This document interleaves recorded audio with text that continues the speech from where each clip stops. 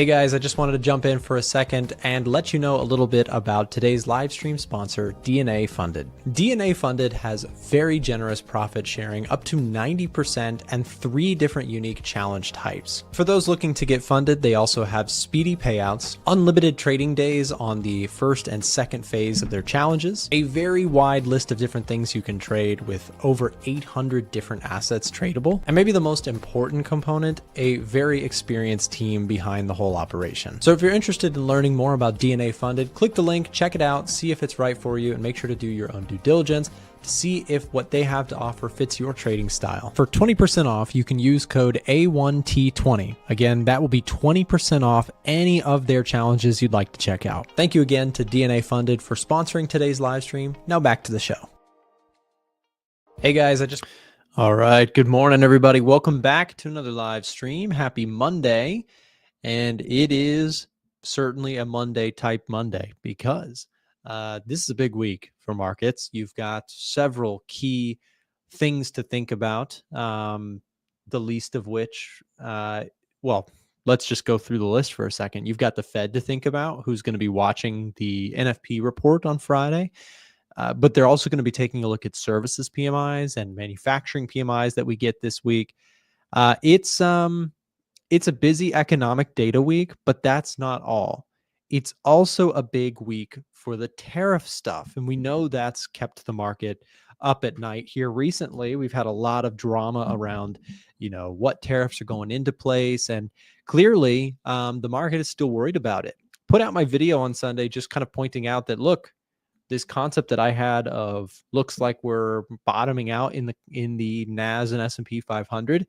Look, I was wrong. And that's the thing about trading that's kind of important is you have to be able to acknowledge what's happening in front of you.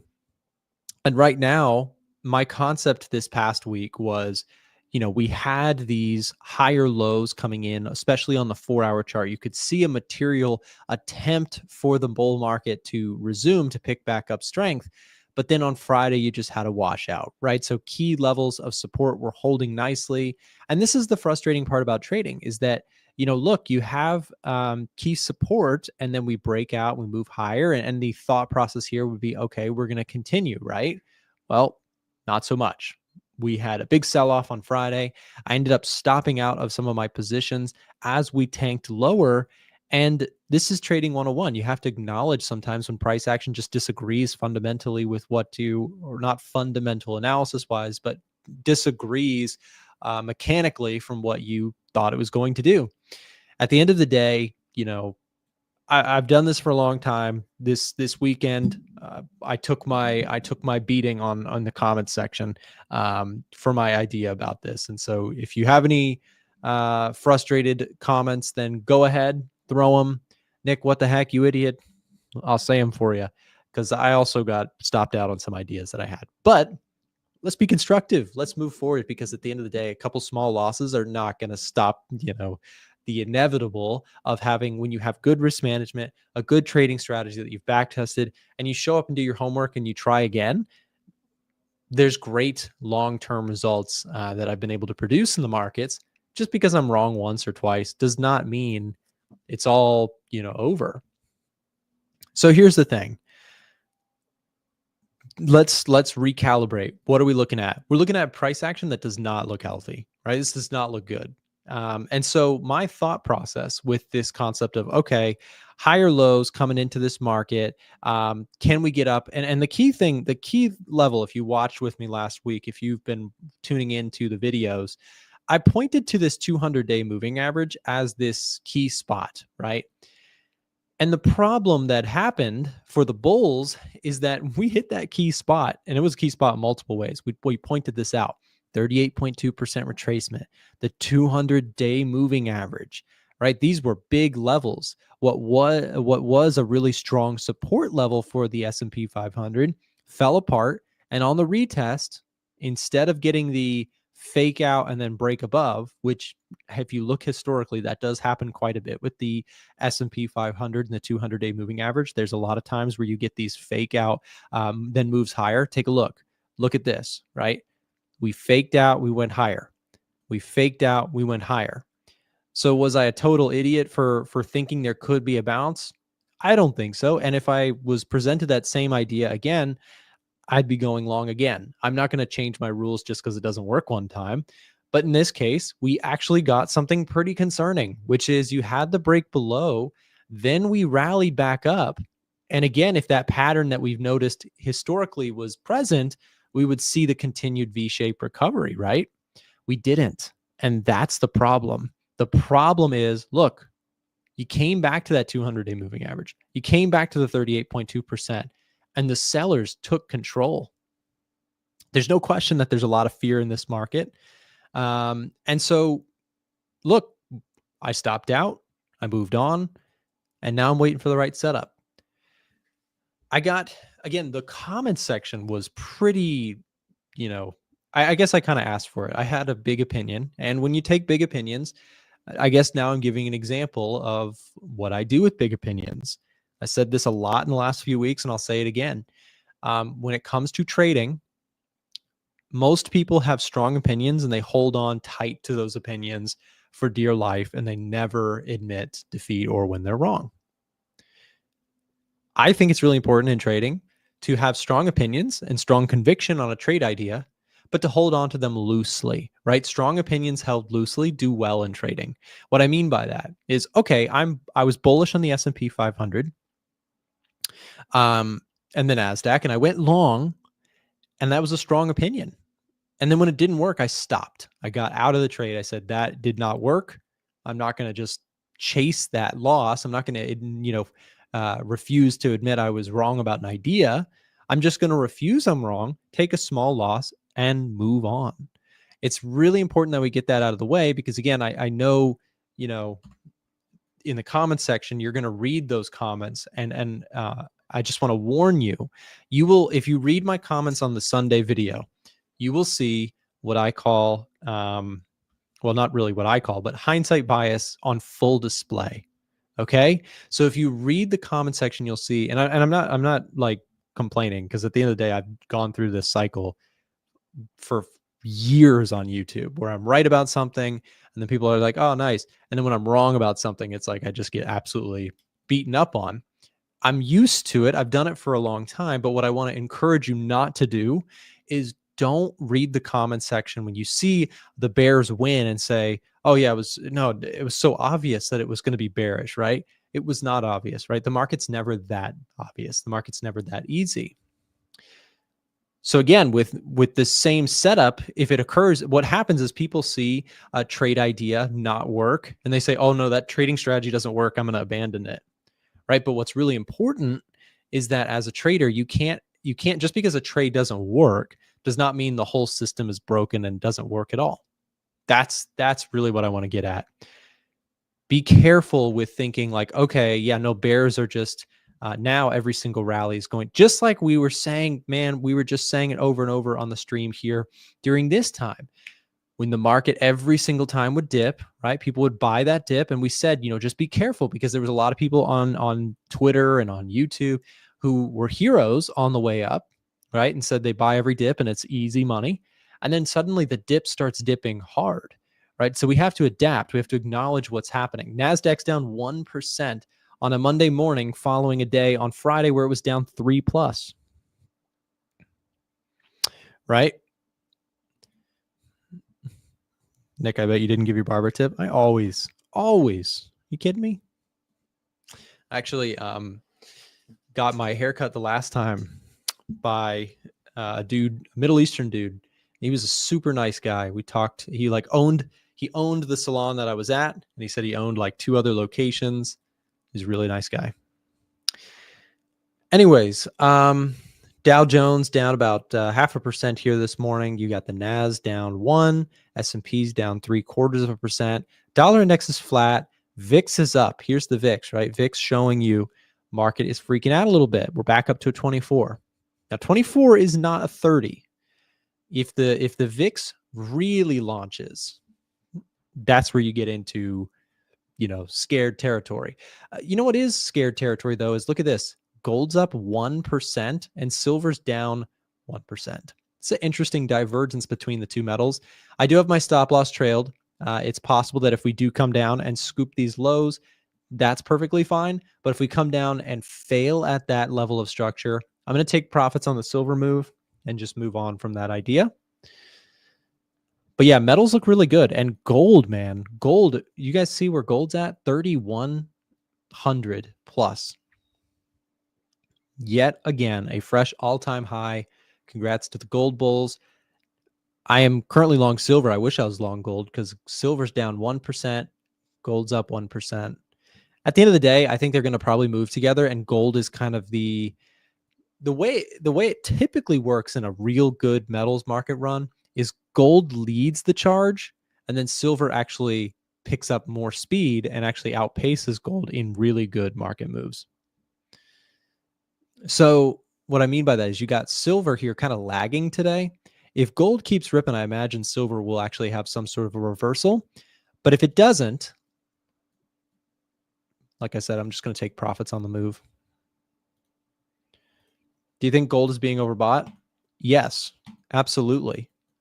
But I'm going to annoy people who are bearish on gold. Gold can stay overbought for so long. Like it's so impressive how gold does this for so long. And this is why people either love or hate gold. If you're on the right side of gold, my gosh, these moves are phenomenal. If you've been trailing a stop on this move, I trailed a stop. Unfortunately, I trailed a little bit too tight, got stopped out. I took this trade from here to here, stopped out, and then it kept going without me, unfortunately. So that was a little frustrating, but it happens. With gold at these levels, though, you might say, well, that just can't keep going. It can't keep going. But I've been saying this like a broken record on my streams for like months now. Just when you think gold can't keep going, it does a great job of keep going. It's so good at tricking people into trying to short it. It's amazing the amount of people in my comment section over the last year or 2 years that have, and I hate to see this. Like I'm not excited about this. I've been trying to, I can't say it enough times. People still are making the same mistake. When gold is trending like a beast to the upside or to the downside, and you're trying to call the top or bottom of gold, it is just a really difficult trade. The move here on gold is impressive and could keep going. I mean, just understand, if you think this can't keep going, so did people here, so did people here, so did people here, so did people here, so did you get my point? People get so bearish on gold and they just continuously lose money trying to call the top on it. I want to show you some stuff. Let's go take a look at some put call ratio stuff here this morning. First of all, am I shorting the NASDAQ or the S&P or the Russell? No. Why? Because it's a very crowded trade. Everybody is bearish. Again, like I said, I was licking my wounds because my comment section was so, aggressive towards me this weekend. Like I said, I'm not complaining. It's part of the job. Part of being a YouTuber and a trader is sometimes you're wrong and you get slack for it, and I accept it. It's part of the role. But it's very evident when you go into the comments section. Not all of you guys, but many people are very, very bearish and scared of the market right now. That's why gold is reaching all-time highs every day. That's why stocks are selling off. That's why bonds are up. People are scared. The VIX is shooting up, right? The put-call ratio is showing you that the volume of puts relative to the volume of calls is wild, right? There's massive speculation that the market's going to keep going lower. It's going to crash. It's the end of times. That's really the sentiment out there. It's a bearish sentiment out there. I've not seen it this bearish. This might actually be the most bearish sentiment I've ever seen in my, 8 or 9 years of trading. I've never seen the market more terrified. These put call ratio readings are so rare. And I know I've repeated myself 100 times if you watch my content, but I'm going through these sentiment indicators because they're so rare right now. They're so bearish. The AAII Investor Sentiment Survey shows 5 consecutive weeks in a row. That is over a month of insane bearishness. 50+% of survey respondents saying they are bearish on the market is rare. Now, I say this because I want to issue a warning to people who are making a big bearish bet. Okay, look, when in history, I know if you've heard this, you know where I'm going with this. In history, when has the market, since the 1980s, which is when they started doing this investor sentiment survey, do you know the years where it got this bearish? The only other rival years that it got this bearish? You ready? If you're a bear, you're not going to like this. Close your ears. If you're a bear, do not listen to what I'm about to say because you won't like it. 2008, 2020, 2022, or 2022. What happened in the following year? In the historical records of the AAII Investor Sentiment Survey, when it got to this point, the stock market ripped every time after. Could it be different this time? Maybe. Many traders are going to fall into the same trap. In my opinion, I could be wrong. It could get worse before it gets better. But I think many traders are going to fall into the same trap as these key years. Again, the surveys are telling you the whole crowd is on one side of the boat right now. Everybody's bearish. Okay. So when I show you that and you say, well, Nick, clearly you should have been bearish because you got stopped out last week a couple of times, I'd say, yeah, you're right. You are definitely right. Timing the bottom is really hard. But with everybody so convinced that the market's going to crash, what happens? People who wanted to sell aggressively. And here's how it works, right? Here's how sell-offs in markets work. For the NASDAQ, for the S&P 500, for these things to keep going, it's kind of like it's like a train. If you have, and okay, here's our phrase for this, okay? Here is our train. Okay, it's on the tracks. This looks like a boot. Looks like a hockey thing. Okay, it's a train, and here it is going down the track. Okay, coal is FUD. Okay, in this analogy, FUD is fear, uncertainty, and doubt. Okay, FUD, aka coal, for this analogy, you have to have more and more of it to keep the train, the bear train, going. Okay. So the bear train's flying down the tracks right now. But for you to keep going down, you can't just trend down. You can for a little while. Like once the coal, let's say the coal or the FUD has kind of run its course. You're running out of FUD or coal. The train can keep going with some momentum, with some inertia for some time. But eventually, you need more FUD to keep the bear train going. Okay? To keep this market going lower and lower and lower and lower. What's the next piece of FUD? What I would argue, and the reason I don't think we're going to have some massive 50% correction, or in that case, crash, is because everyone who's bearish, or everyone's already bearish. People are already selling massively. People are, you've got funds selling. Look at this, guys. You ready? COT data. Look at this. The selling is real. Institutional money's selling. So again, here's my point on this. Am I buying right now with a tight stop loss? No. Do I have some long-term stocks that I bought? Yes. If it keeps going, will I buy more stocks at better prices? Absolutely. Absolutely, yes. But trying to call a bottom in terms of like a trade, in terms of a short-term trade, I can't do that right now. I can't justify that just yet.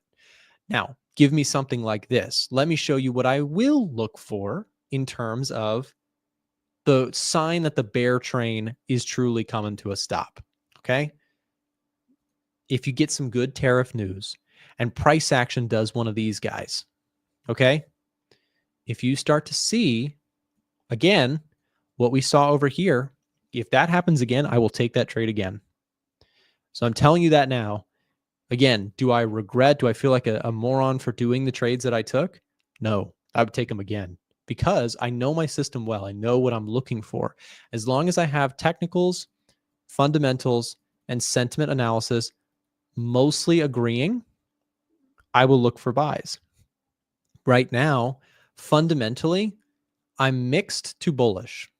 Okay. I know that sounds crazy because people are focused on the news headlines, but I'm not talking about the news. I'm talking about the economic data. Sentiment, I'm absolutely bullish because everybody's bearish, right? Contrarian perception would be okay. Now, actually, maybe I'll rephrase this. Sentiment, I'm kind of neutral to slightly bullish. Okay. I have to be slightly bullish because the crowd sentiment is so scared and the risk to reward on that gets so attractive. I'm mixed because COT data, big money is also selling. So there's a lot of selling that can take place over the next week, 2 weeks, 3 weeks, 1 month. So I'm cautious on this. Technicals, bearish.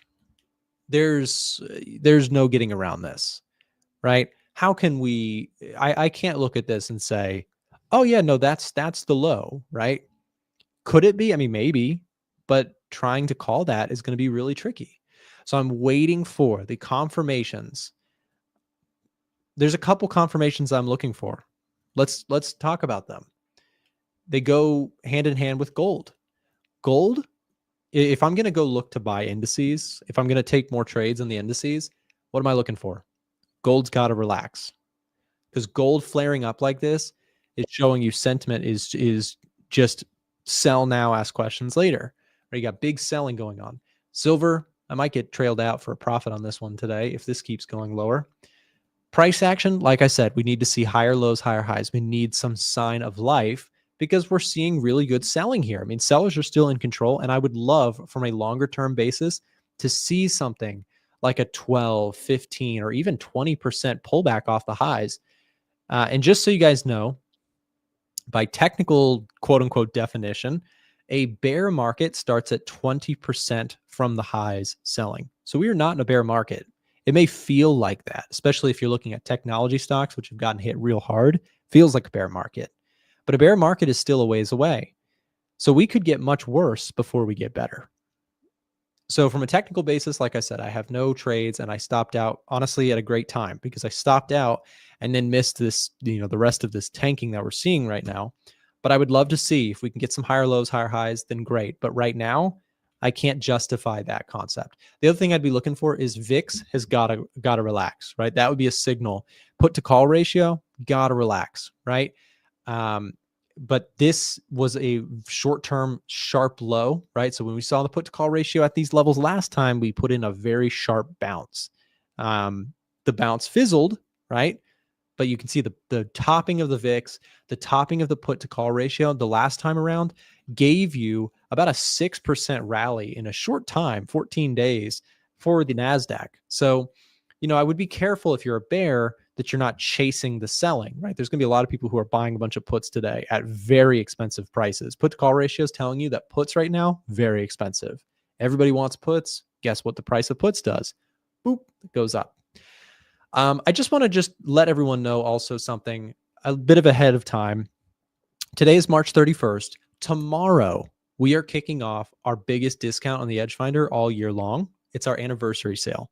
A lot of people, and anniversary as in we launched the Edge Finder in the spring, April of 2022. The tool has come a long way. And if you look at pictures of the Edge Finder in 2022, it's like looking at a picture of yourself in high school. It's a little rough. It looks pretty ugly compared to what it looks like today.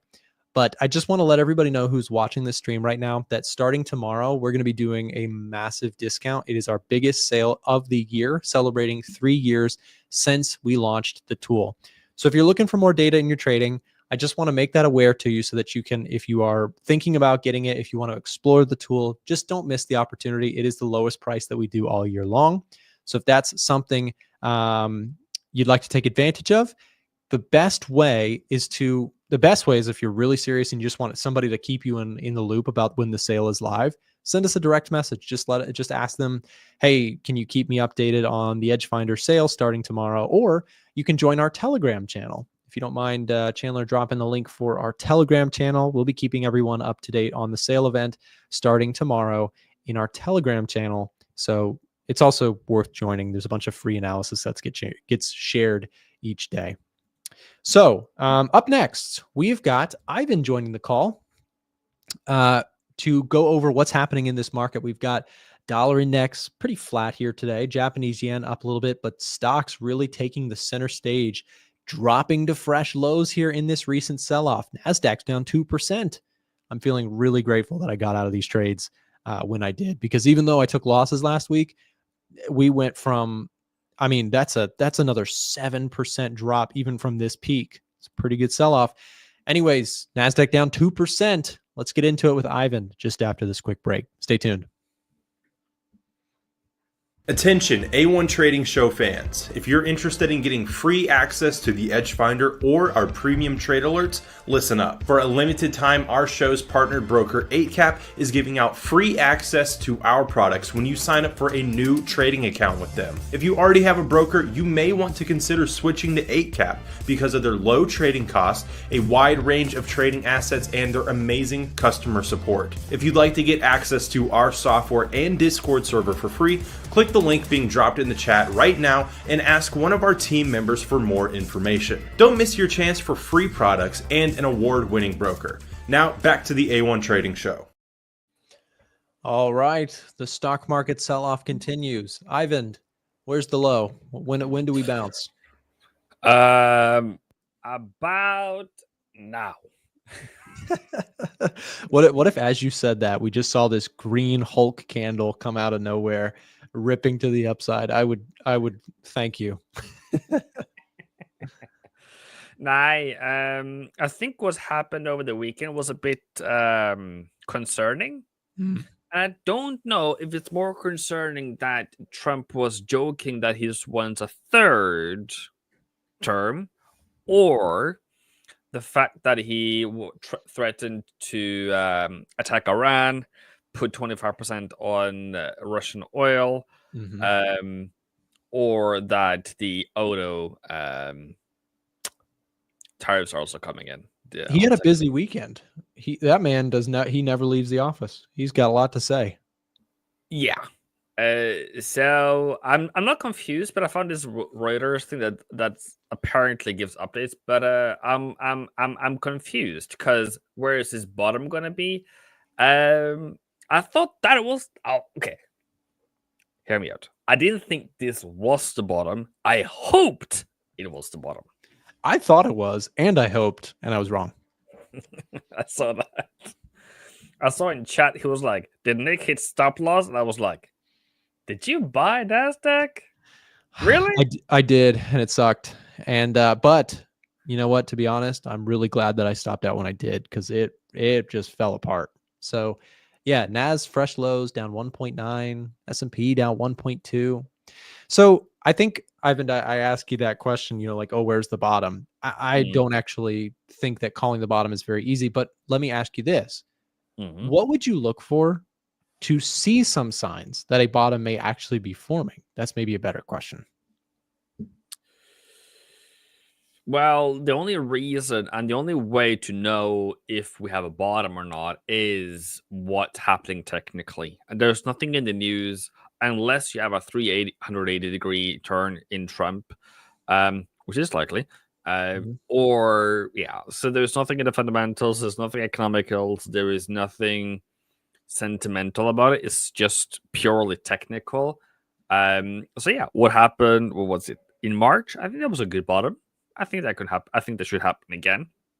Probably not at a much lower level that one we currently have. But and what I mean by that is, I think I almost want. If I was you, if I lived in America, I would probably call a dealership like every week, like, "Hey, what's the price of ABCD truck or car?" Just to see is it the same price, and does it jump 25% out all of a sudden? Because there's a lot of impact that I don't think we even realize how bad auto is going to be if all these tariffs continue to be how it is. Yeah, I mean, you've got a lot of the auto stocks down quite a bit here recently. I think Tesla's down, 4% today? Yeah, I mean, 6%, 6.5%, right? So you got Tesla down big. You got NASDAQ down 1.8. It's ugly out there. The question I also want to think about with you is, okay, sentiment's really bearish. What happens though if this week, what if we get some good economic data? Couple things to think about for everybody who's watching. Tuesday, you have manufacturing PMIs. On Thursday, you have services PMIs. Wednesday, you have ADP. And on Friday, you have NFP. I mean, this is an economic data week for sure. And Ivan, I want to, here's the thing, right? There's a lot of sentiment surveys out there. There's a lot of consumer sentiment that is pointing super bearish, right? People are really, consumers are not, they're saving money, they're staying back, they're not sure what to do with all this tariff stuff. So people are just waiting, maybe not booking as many trips. There's a real perceived slowdown in the consumer. But the question this week, and why I think it is so pivotal, is that, okay, you have these surveys and people's opinions being shared, but oftentimes consumer sentiment and their responses, it doesn't always match up exactly to the economic data. The reason this week is so big is because now we are going to see if it is in the data, right? Services PMI, manufacturing PMIs, these are important people in the economy. They actually see order data. They actually see hiring and payroll plans and things like that. ADP and NFP, we get jobs data this week. So this is what we would call hard data, right? This is hard data. Soft data is surveys and people like saying, oh yeah, I might not take a trip this year. That's soft data. Hard data this week is really big because it actually will tell us if it's materializing in the actual data rather than just in people's fears and minds, right? I was just about to try to remember, but I don't think it's the ISM that I have the data. I think it's S&P Global. They survey and they ask 15,000 businesses, I think, somewhere in that direction, like bunch of data, and I think like 70,000 different data points. So it's definitely, yeah, actually got me excited because this is for March, and that's where things really started to really go downhill. So Exactly. so yeah, I think that's actually a good one. And then NFP on Friday together with unemployment or so.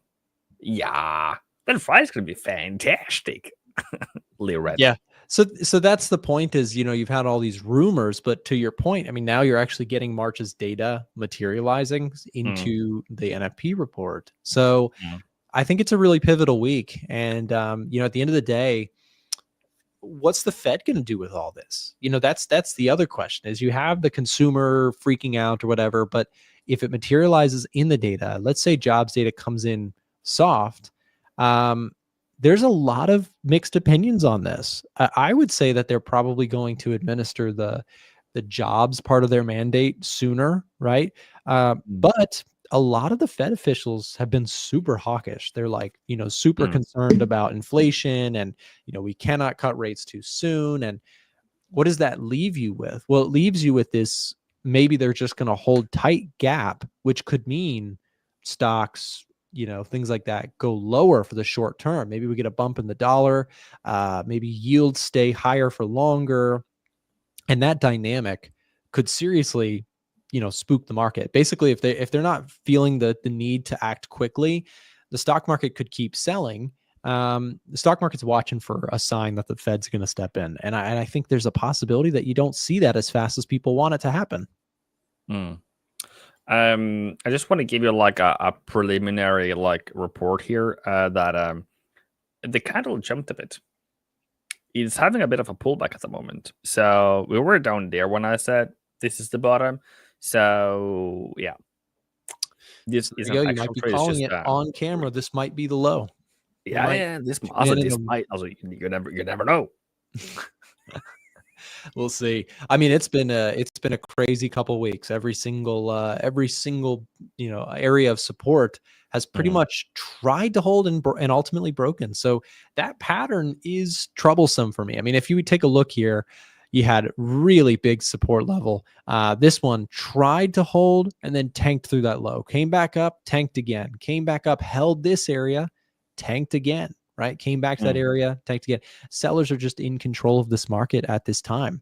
It looked to me like we were breaking that pattern over here. We had, some on the 4-hour chart, some signs that we were bottoming, but clearly the market was not done, and it took out the lows on fresh tariff data, or fresh tariff fears, and as you mentioned, some of the stuff said over the weekend from Trump. So we'll see, but pretty spooked market, I would say, at least at this time. What about the dollar index? Is this dollar index is flat on the day, yields are down.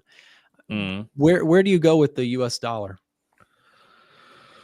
I have identified dollar index 1 hour, 4 hour as a range now until it breaks either the high on 26th or the low on 18th or so. It is surprisingly not going anywhere. I am still very much bullish on it because of the risk implied with all this. I'm still stuck with that, and until Friday, as you mentioned NFP, and I probably should have given you that answer instead of what I did. But if we have a negative payment NFP, I think that's going to. I think that's. Why am I? Okay. I think that's going to surprise the market. I don't know why I'm stuttering now, but because we haven't seen that for a long time. And remember, back in 2020, we had like 6 million negative, from one month to another. I don't think we're going to be there per se, but as a Doge has done its thing. And what I've said before, maybe not to you, but I'm worried about the secondary or third party here, as in, yes, one person has lost their job, but what about their families? Are they able to keep feeding their family? Number two, those who has lost their jobs because of the contracts with USID, and not directly the USID, but those that USID was funding, like those companies, like those suppliers of the USID, did they lose their job? So it's not just directly who has been fired from whatever Minister of Education or whatever. It's those subsidiaries, and that is going to be very interesting for me. Yeah, I mean the effects of cutting government spending, definitely an interesting topic, and in terms of the dollar, I don't see that as a super bullish thing. Definitely not in the short term, right? Just reducing that spending, like you pointed out, could lead to job cuts and unemployment rate rising. Again, I think the reason the market is so freaked out is because they just don't know what the effects of all of these things happening at once will lead to. You have tariffs, so the Trump administration is trying to rewrite trade negotiations. At the same time, they're trying to move the government from kind of like heavily, large government spending economy to pushing it all into the private sector, trying to make more companies do the brunt of the work, which, I don't necessarily disagree with, but I think the challenge for the Trump administration is that the way they're approaching certain things is what, like, most people agree, like, okay, government spending has to come down. It's not sustainable. Powell himself has pointed out, like, it's not a sustainable path. It can lead to inflation spiraling and the loss of the global reserve currency, and like government spending has to come down. It's just the mannerism that it's being done is what is controversial for people. Some people are pro, some people are against. And where that leaves the market is just all unsure, right? It's just very unsure of how this is all going to go. So I think that's really where you're seeing things like the VIX spiking up 10% today. Stocks selling now, asking questions later. They're waiting for that tariff resolution. And I think that there may be a bit of a sell-off pre-April 2nd. And then what we can hope for, again, we're using the word hope carefully because I'm not long. I'm not trading this. I'm really just waiting to see April 2nd, right? If you get some finalization or some resolution, the market could bottom. But if you don't get resolution, if there's just more busting down the doors and pressure on our allies and things like that. Mm. The market is not going to like that, right? So that's where we're kind of coming up to a headwind. As I've seen a lot of people saying, the April 2nd day could be kind of a sell the rumor, buy the news day, where the worst is behind us, which I kind of like that idea, but we've seen this story so far be, okay, the worst is behind us, and then boom, it goes lower, and then the worst is behind us, and then boom, here we go lower. So we'll see if we can break the trend, if some of the clarity around tariffs on April 2nd, if the market will like that, or if it is truly going to be as bad as it seems the market fears it's going to be. We have been here before. We have some data, but as far as I understand, there's two thoughts to my brain, at least, is how large of an impact does this have on the economy? They say that Canadians have stopped. They said that there are 13% less flights now from Canada to United States, and they say that there has been worth $5 billion less of travel from Canadians, supposedly. And to states that is solely or very dependent on Canadian travel, that is yet to be materialized, going into job losses and going into businesses going out of business. But just when you hear anything about trade wars or anything about crashes or anything, the question you have to ask yourself and have in your head is, how big part of the economy is it? Because somebody said earlier in a comment, they said like we are all freaking out. Okay, so why we're freaking out? Because one, there is disruption of what is normal, where we have optimized all the flow of trade. But secondly, we don't know, and that's the biggest poison for the market. And number three is, if this materializes as it happens, it's also, people are going to lose their job, and that is the worst thing that can happen for a state, because you go from input to become just liability for the state. And in a crisis, you need to spend money as a government to control and still having the economy running. And then the second thing I wanted to say was, in this last period, I'm going to do access myself, but I will go and look at the market and see, okay, we have a 10% reduction in SP500 orders or trades, and contracts, and that's 10%. Is that looking the same on the market? I haven't done the check yet, but that's now coming back to being objective. Is how was the move? What was the COT data change? Does it match, or is it two different things? So you can go forward with knowledge and not just we're just winging it. Yeah, and I think pulling up what you just mentioned about the commitment of traders data, that was another thing that was kind of a nail in the coffin for me, at least in the short run. It's like, oh my gosh, the biggest three sells last week were all the indices, right? So that to me is a sign that, okay, you had in the recent weeks, you had a lot of retail selling, a lot of scared, selling going on, or at least mass market sentiment was very bearish. Put call ratio really skewed high towards puts. But then you have some capitulation selling. You have some big old institutional selling going on. And that's where I really was like, okay, I'm glad that I stopped out when I did, because we may be going lower in the short run.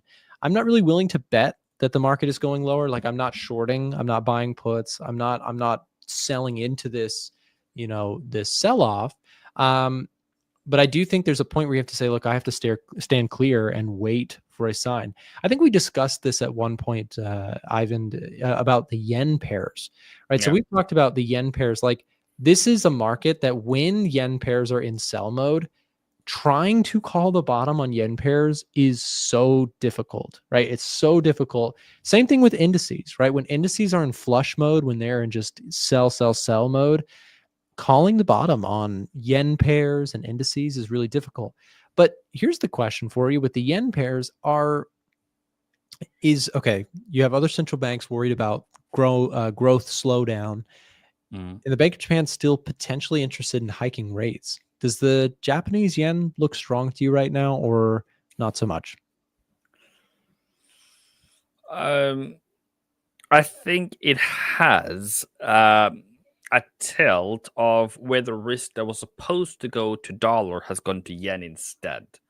Because when we're looking at the index, as I would say, in a general term, this should be a bullet. This would be one, not falling off like this. It should be continuing, and not only because of the risk that we currently have, but with the inflation story, um, and with the wage growth. So to me, it is not as strong as I really want it to be, and I'm not saying I'm wondering about it, but I'm puzzled. I am okay, cool. That is interesting.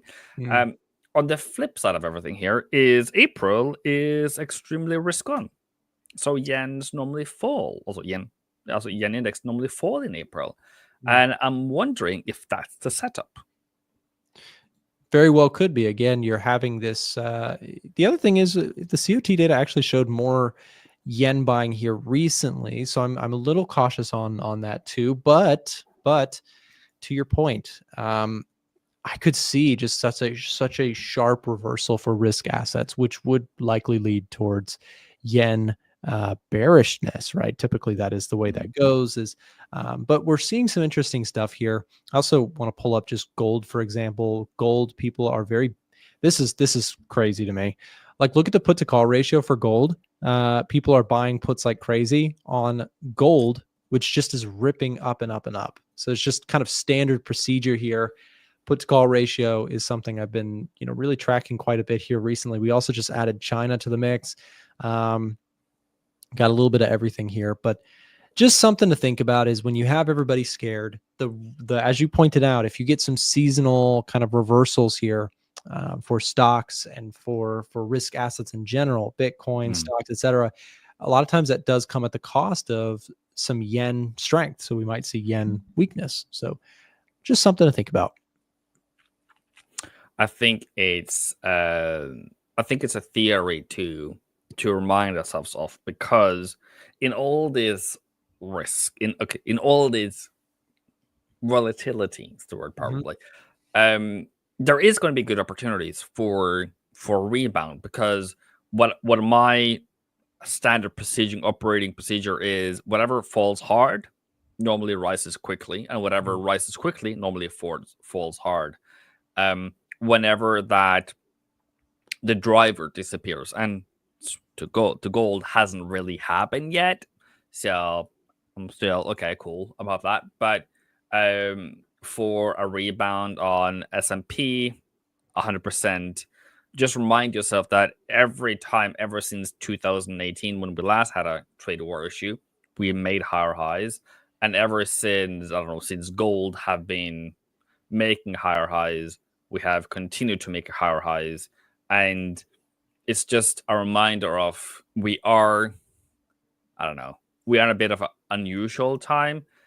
So just trade like normal. And if this is too high for you, if you didn't enter like Nick did, it doesn't matter, because what the alternative is so much worse that I'm not going to say it's killing your trading career per se, but if you keep having bad entries just because you needed to, is eventually going to just make you not continue. And I don't want that. I want you to wait. I want you to have nice, good entries. So patience is the key. Ivan, Don't get that's a big driven. reason. That's a big reason what you just discussed. Why I'm actually a pretty big advocate for not trading one thing. I know a lot of people love to repeat that over and over, just trade one thing. And I think that's fine if you're like a scalper or a day trader where opportunities, change day to day. But if you're someone like you and I, we focus a little bit more on the 4 hour, the daily chart, higher time frames, a little bit more swing trade focused. For everybody who is a swing trader, I would say trading one thing is like a super dangerous thing.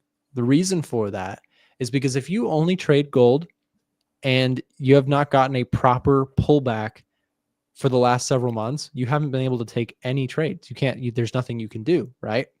But if you trade a wide basket of things and you understand not the technicals so much, but you focus on the fundamentals, with good fundamental analysis, I believe you can trade pretty much anything. If you fully understand the fundamentals behind any particular asset, you can trade a lot of things, right? You can trade oil, you can trade gold, silver, currencies.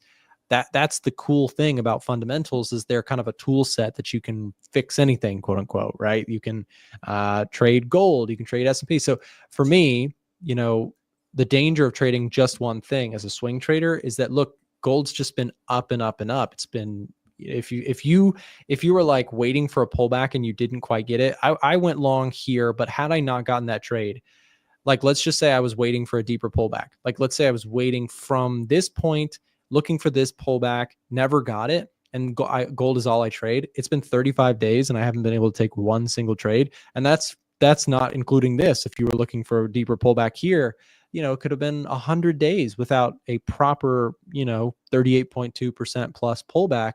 You just haven't gotten it, right? So it's been, that's the danger to trading one thing, is like what you're saying, Ivan, is you might start saying, okay, fine, if you're not going to go down, I'm just gonna buy everything that I can as soon as I can. And then when it truly does pull back, you can get yourself in a lot of trouble. And I think that was when I thought about buying Bitcoin, not seriously, but just for the fun of it. I was about 90,000, and now at 83. And I think it was about, okay, maybe 96 more than anything else, like somewhere in this direction, when it kept going higher and higher and higher and higher. And guess what? My luck is that my experience said, nah, maybe not. Maybe this is a better situation. And yeah, we fell 22%. I can't take a loss of 22% just for fun. Yeah, and that's the point, is like, you look at Bitcoin, there's always something. If you tune into these live streams, if you go back a year and a half ago when Ivan and I were doing these segments together, back then, we were having the same conversations every single day on the stream. There's something that's moving like crazy, and there's people who are feeling FOMO on it every day. But what you have to recognize is that everything takes its turn, right? Bitcoin may be up and away one day, and then now it's down. And the point is, if you want to be a buyer of something or a seller of something, you can't chase. Like, even if you're bearish, like let's give some props to bears last week who stopped me out. At least if you stopped me out, right? What I mean by that is, if you were selling into this rally, honestly, I'm not mad at that trade. That's a great short setup. If you were bearish, if you had your reasons, if your system said go bearish, obviously in hindsight, because I can see what happened, the 38.2%, you waited patiently. You didn't chase this move. And I want to show you something, Ivan. I know we talked briefly before about options, and we talked about the put to call ratio actually at the perfect time. Remember that put to call ratio when it was over here? You and I were talking about this on stream, and we were pointing out that, look, a lot of people out there are going to buy bearish bets on the market, and they're going to pay a lot of money. Even though, so a lot of people who bought like weekly bets that the market was going to keep dropping around this time, they lost 100% of what they bought in puts, even though the market came down. That's why options are very difficult to trade, is because even though they were right that the market would ultimately go down, they were wrong on the timing, so they lost all their money. And what people are going to do right now, this is my opinion, I could be wrong, people are going to do the same thing as we speak today. People are going to buy puts like aggressively.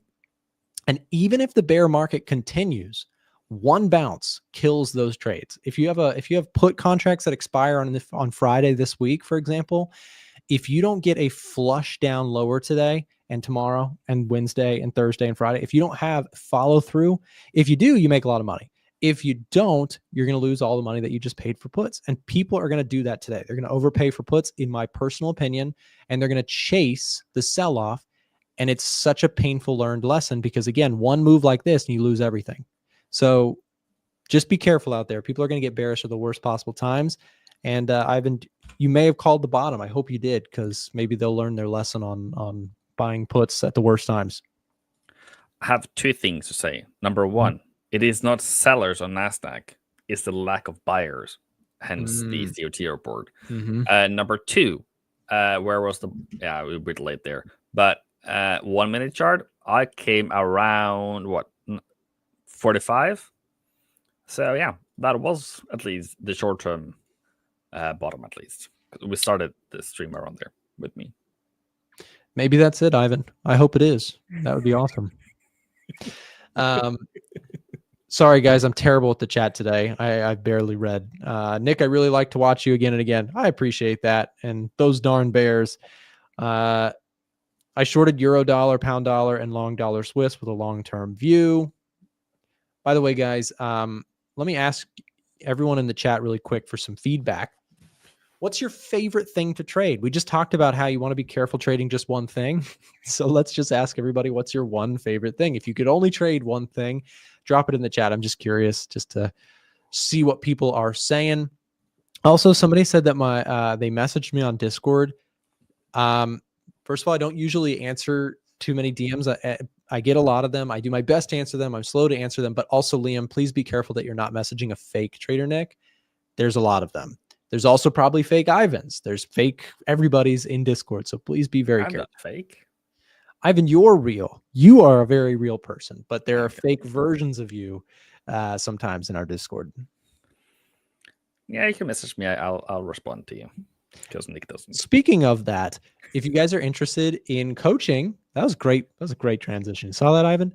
If you guys are interested in coaching, he offers one-on-one coaching. I highly recommend it. We've got a lot of positive feedback from people who have in the past signed up for his coaching calls, worked with him on a one-on-one basis. That's rare and hard to find. There's not a lot of great mentors out there that will take their time out of their day to work with you on a one-on-one basis. If that's something that you're interested in and you're in our Discord, send a direct message to Ivan, ask him about that, and I'm sure he'll have some cool information for you on that front. Ivan, I'm kicking you out. Thanks for coming on today and maybe calling the bottom of the NASDAQ. I hope you did. That should be that should be recorded. So yeah. If it is, we'll clip it and come back to it, and I will thank you for this. Thank you. Anyways, Ivan, thanks for coming on, and we'll see you on the next one. Thank you very much for having me. All right. See you, Ivan. So just a heads up, everybody, we are, well, let me read these comments. I want to see what you guys said. What do you trade? Everybody trades gold, loves silver, pound Aussie, euro pound. These are some interesting, that's an interesting mix, Samir. I would say we don't usually get those currency pairs. Euro pound, I like euro pound a lot. Euro pound's one of my favorite currency pairs because it doesn't move a lot. And for some of the grid trading systems that I've run in the past, I love trading the euro pound because it trades very choppy. And I love choppy currency pairs.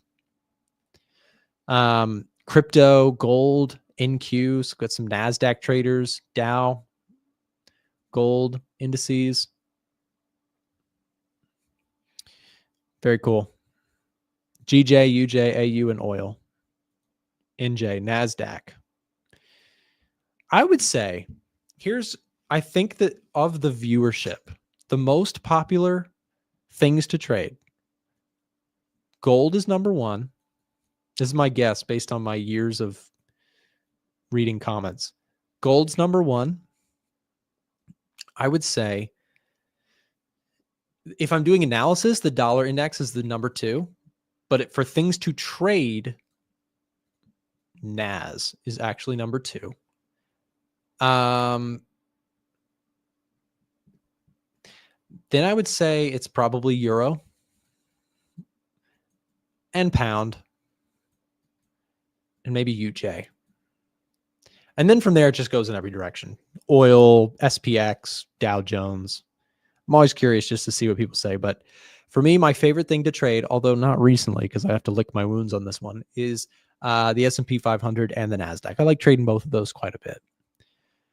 But recently, they've beaten me up a little bit here. NASDAQ's down 1.4%. I mean, at one point this morning, we were down 2% on the day for NAS. Look at the 15-minute candles, and you can see it's a violent morning out there. I've not seen Nick enter a Dow trade in months. It's a good point. I usually only trade the Dow Jones if I'm feeling really defensive, right?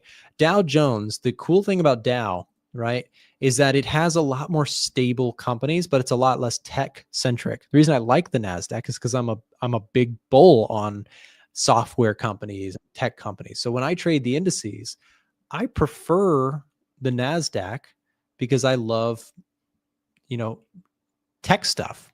Um, Tech has a lot of growth. It's high risk, high reward, right? You can lose a lot of money, you can make a lot of money with the NASDAQ, as you can with most things, especially if you're using some kind of leverage on a Forex brokerage or options leverage. I mean, you can make or lose a ton of money on these things. So please be careful out there. Just a bit of an update. You've got NAS down 1.4, SPX down about 0.7 here, but you can see Dow Jones holding up a lot better because it's a lot less tech heavy, which is leading the selling here today. You got Dow Jones down 0.13 here today, and the Russell down 1%. Russell just sells just for fun. I think the Russell just wakes up in the morning and it says, what are we going to do to us? So we're going to sell. I think that's what the Russell does every single morning. And then wakes up the next day and it says, no matter what the scenarios, it just says, let's just sell today, right? Anyways, guys, up next, we've got our next show host taking over. I do want to just give a fair warning. I'm telling everybody now because we are counting down, and on our team, we are preparing for this. We are launching our biggest sale of the year starting tomorrow. It's our April anniversary sale, 3 years since we launched the Edge Finder. We've launched a million cool new features, and we've got more stuff coming. Edge Finder's getting better every day. But the reason I wanted to mention that is so that if you are thinking about it and you'd like to get on the wait list concept, if you want to keep up to date with when the sale is live, it's going to be 40% off the lifetime access to the Edge Finder. It's a one-time payment, 40% off. If you'd like to get in contact with someone from our sales team to keep you in contact about that sale discount, we're going to drop a link here in the chat to speak directly to our support team. Take a second. If you don't want to miss the sale event, make sure, click the link being dropped in the chat, send us a direct message with this link here, and just let them know, hey, I just want to stay in the loop on the sale event tomorrow so I can get 40% off. Okay, guys, up next, Chris Pulver taking over the show. Stay tuned. We'll be right back after this. Hey everybody, thanks for tuning into today's A1 trading session. We love engaging with our audience, talking shop, taking requests, and sharing our favorite setups. It's about that time where we're going to review a bunch of indexes, stocks, currencies, gold, silver, Bitcoin, and pretty much anything else and share our insights. If you're wondering what trades I'm in, if you're wondering what trades I'm taking, and you'd like to see exactly how I'm trading everything, you can actually follow my trading signals. If that sounds like something you're interested in, we'll share a link in the chat and you can sign up. You can sign up directly with the link or speak to a support rep if you have any questions. If you're asking, what do I trade? Pretty much everything. Indexes, ETFs, stocks, options, futures, Forex, and crypto. Thoughtful analysis, active trading. Check it out. And now, back to the show. Hey everybody, happy Monday. Welcome back. Another fun day in the markets, yeah? Well, funny how this little de-risking that we talked about is, I mean, what's funny is we had about maybe a week to 2 weeks. I mean, as far as the actual push itself, it was a 1-day correction. All the market did was stop bleeding, and then we had one push from this little chop zone all the way up to that big gap on Monday, and the market turned over Wednesday, Thursday, Friday, nasty day, nasty 3-day combo, enough for the volatility indexes right back up to the 30s. Not 30s. It's like in the mid 20s right now. But we came back to retest the lows. One thing I want to look at, I'll show you some clean technicals here. Big gaps to the downside. SPX, gapping from 55.85 all the way down towards 5,500. That's pretty big. You go to NDX, that was even worse. Qs, gapping from 469 down to 460. You go to NDX. From 19, almost 300, all the way down to 18.9. That's a monster gap to the downside. Let me just talk technicals for a moment. Try to keep it pretty clean. There should be a macro workspace that I have here. So let's go SPX. Okay. One thing that's going to be interesting on the technical side is we are making some equal lows in price, relative strength showing some divergence. Okay, now I want to take a look at one other workspace here that I typically show, harmonics and pivots. Just some tried and true levels that I play around with all these indicators. This is relative strength at 21, momentum at 20. Gold making all-time highs. Somebody asked me today, like, Chris, should I buy gold? No, I'm not buying gold.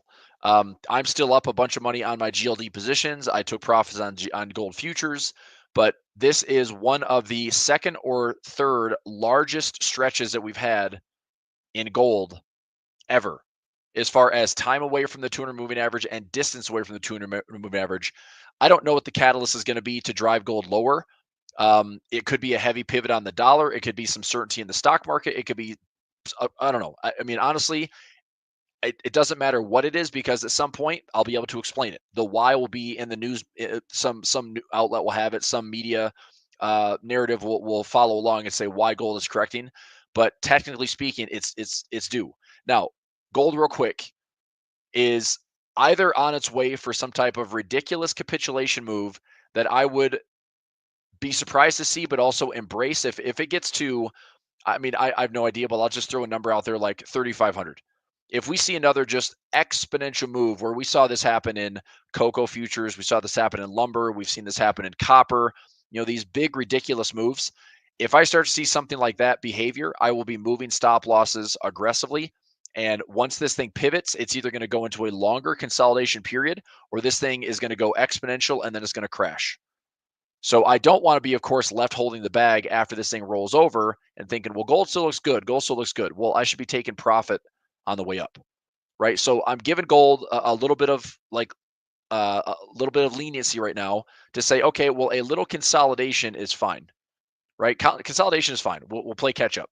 But if all of a sudden gold pivots hard and pulls back, this 200 moving average is my target.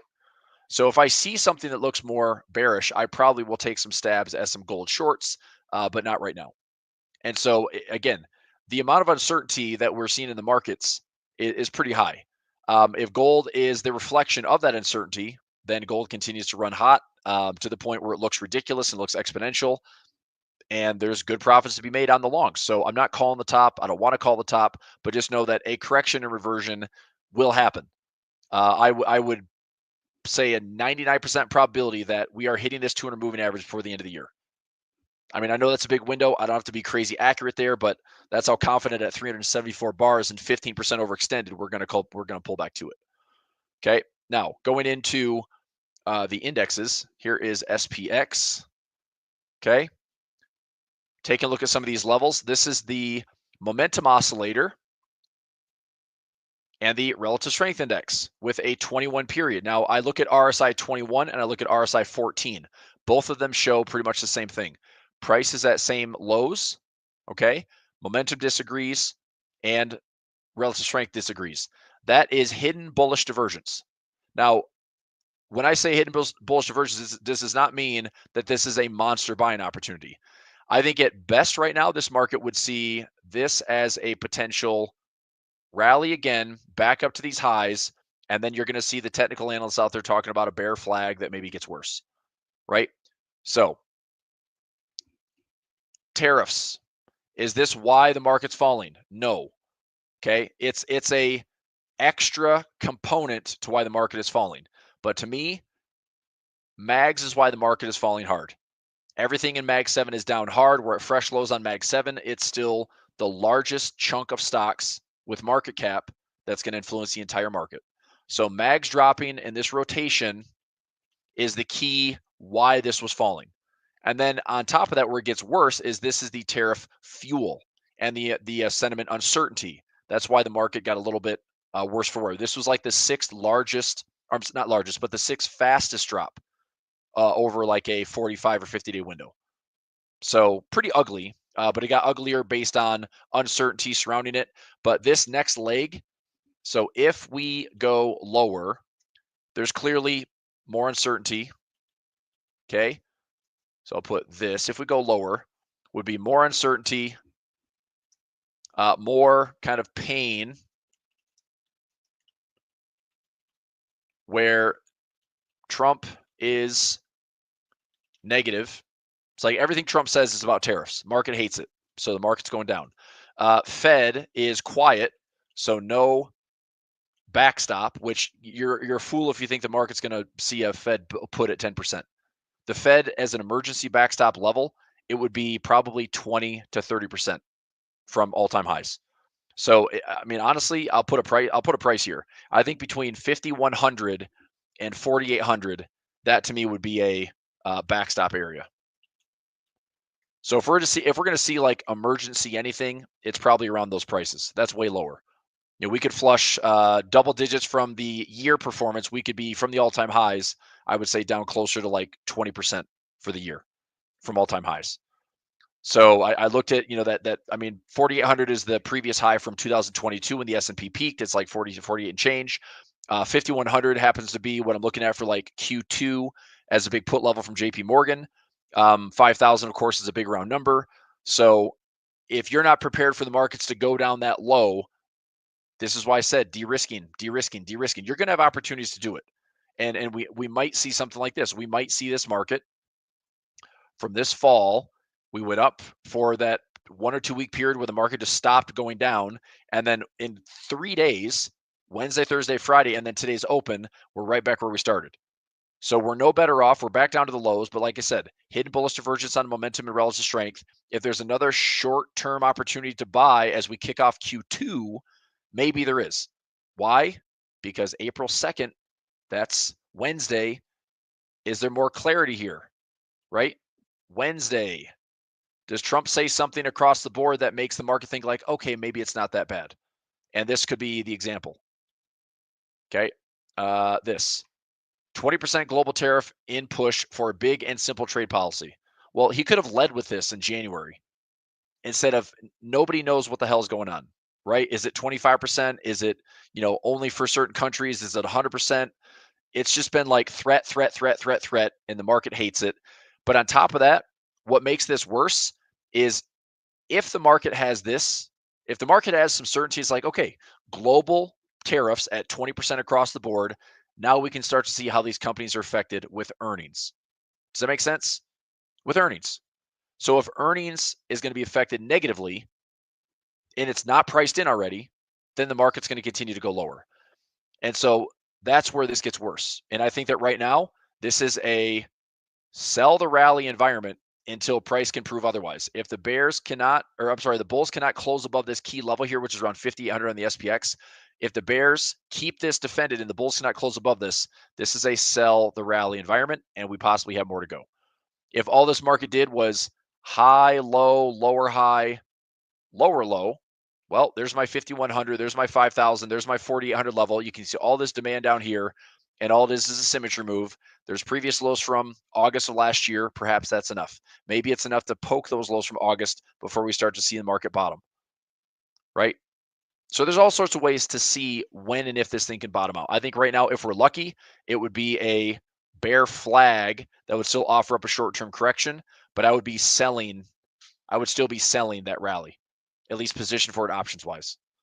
So hedges, I've got plenty of hedges going on right now. Right here, up about $5,000 in hedges between futures plays. I've got a SPY hedge as well. That should be looking pretty good. That one's profitable. SPX, we're about 55.10 today. That'll be looking good for profit. SPY, let me find my SPY hedges. Here's a hedge. Okay, so hedge. Just waiting. But they're out there in case I need them. When do these get more profitable? When the market takes another spill lower. So where to? Look left on your chart. These are the levels I'm talking about. Are we coming back to this previous high? Right? That's way down there. Like, that would be the ugliness and the overshoot. But look at all this demand down here. There's a lot of demand. Okay. High, low, lower, high, lower, low, lower, high, lower, low. I mean, who knows how orderly it's going to get? It might not be. But look, I don't think Trump is ignoring the market. I really don't. But I think the government has a bigger plan, which is they're trying to get this 10-year yield to go lower. They're trying to, right? The thing I don't want to see happen right now for this 10-year yield is I don't want to see the Fed step in and cut emergency, like cut another 25, 50 basis points, do it before June, because my concern is that they would do it and it'd be the same reaction right here. Fed cuts, market reacts this way. Fed cuts emergency, Fed goes that, the yields go that way. That'd be my biggest concern. So if the Fed steps in and does something, and you can see Trump, putting pressure on the Fed headline wise, saying, do the right thing, cut rates. It's like, dude, don't cut rates. If you want to see a cycle where consumers can borrow and businesses can borrow and businesses can refi, you've got to see this 10-year go lower, and that comes with pain in the market, right? So the government is not really sensitive on the markets right now. I think this is, and this is the sad part, is we got to a point in the U.S. markets wise, assets wise, inflation wise, it is like this perfect storm of the brink of things could get way, way, way worse, right? Our debt's already unsustainable, but if we keep operating at this pace, it's going to be like the fiscal cliff or the financial reset is getting closer and closer and closer, more imminent. So if there's at least some semblance of, hey, look, let's at least discuss the problem. Let's maybe address the problem. Maybe we can make an effort to try to curtail the problem. Then maybe the market deals with some short-term pain for some long-term gain, right? And that's the justification right now.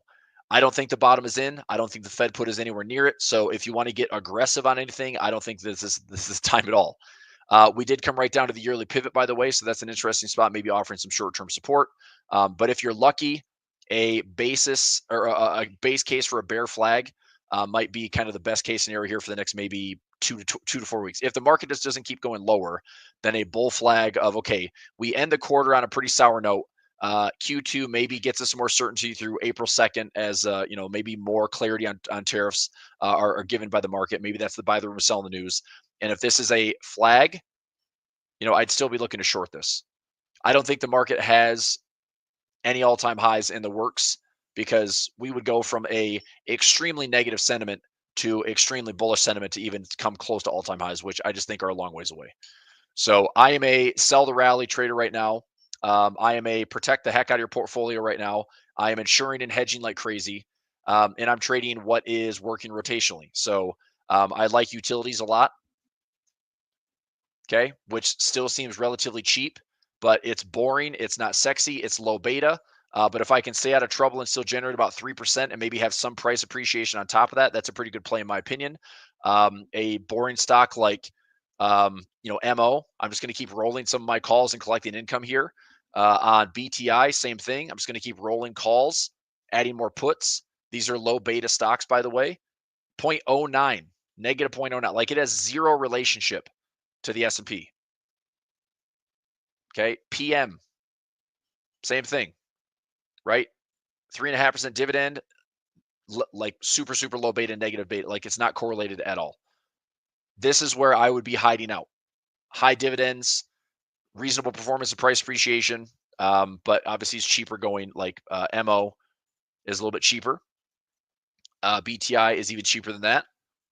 So I don't mind those at all. And we've got some nice resistance up here towards like $45, $46. If you pair that with a 7.3% dividends, yeah, I like that a lot. Okay. Meanwhile, on the growth side, take a look at MAGs. This is what I'm saying. If the MAGs doesn't go up, the market's going to continue to stay in trouble. So this is all part of that rotation. This is why the market's down as aggressively as it is. I mean, this high to low, by the way, is around 24% MAGs, right, from peak to trough, and the markets are down 10 to 11%. We had some fresh lows today, right? NASDAQ is down. So, I mean, a big contributor to this market selling off is this rotation out of MAGs. So here's your look. Apple, hanging in there. Amazon, quite a bit lower, like fresh lows on Amazon down to 185 from this little pullback towards 205.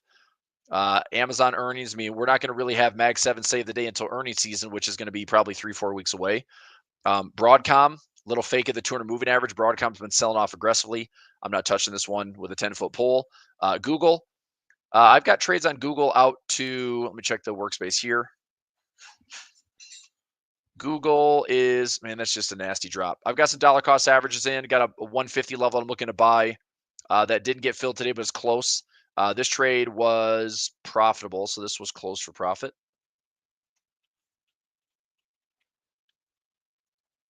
And then May and December, if we just stay, I mean, I may take some assignment here, but we'd have to stay below 150 for me to take assignment.